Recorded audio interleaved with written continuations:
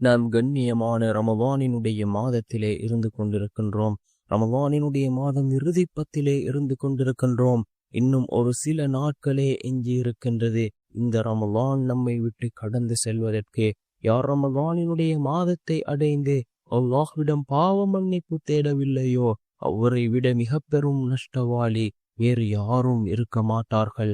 அன்பார்ந்தவர்களே, அல்லாஹ்வின் நல்லடியார்களே, நாம் அல்லாஹ்விடத்திலே பாவ மன்னிப்பு தேடுவோம். நாம் செய்த பாவங்களுக்காக இஸ்திக்ஃபார் செய்வோம், தௌபா செய்வோம். நிச்சயமாக அல்லாஹ் ஜல்ல சுப்ஹானஹு வ தஆலா நம்முடைய பாவங்களை மன்னிக்க கூடியவனாக இருக்கின்றான். அன்பார்ந்தவர்களே, அல்லாஹ்வின் நல்லடியார்களே, நாம் துஹாவுடைய தொழுகையை தொழுதுவிட்டு இந்த இஸ்மை ஓதுவோம். துஹாவுடைய தொழுகை மிக முக்கியமான ஒரு தொழுகையாக இருந்து கொண்டிருக்கின்றது.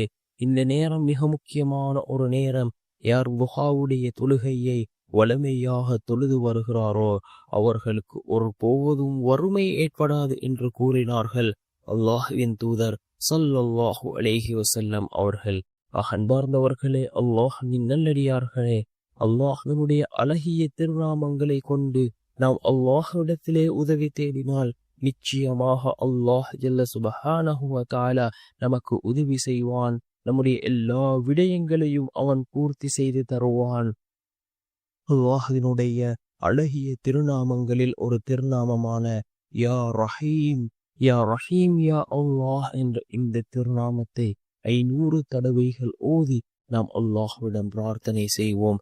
நிச்சயமாக நம்முடைய ரப்பு நம்முடைய பிரார்த்தனைகளை ஏற்றுக்கொள்வான். நம்முடைய எல்லா காரியங்களையும் அவன் சீர்படுத்தி தருவான்.